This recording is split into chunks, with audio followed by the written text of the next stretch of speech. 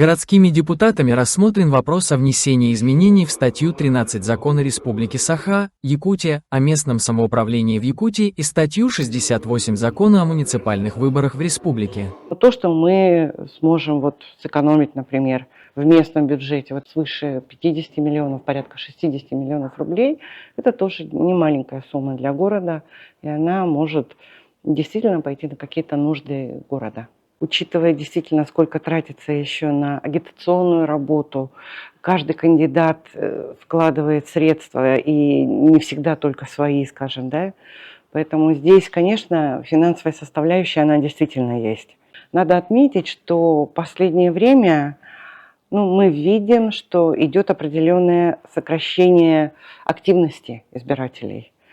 И, конечно, с другой стороны, я думаю, что сегодня совершенно правильно стоит этот вопрос в целом по стране, потому что идет специальная военная операция, и необходимо построение этой вертикали власти, которая идет от президента страны, чтобы единая, скажем, позиция, единая политика, единая система. И я думаю, что это правильно.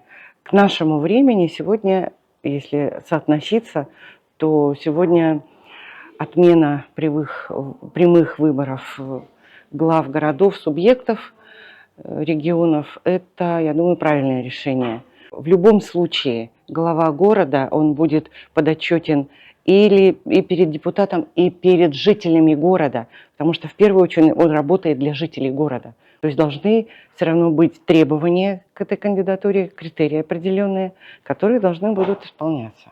Согласно проекту закона, глава городского округа город Якутск будет утверждаться депутатами Якутской городской думы из числа кандидатов, представленных конкурсной комиссией, и возглавлять местную администрацию.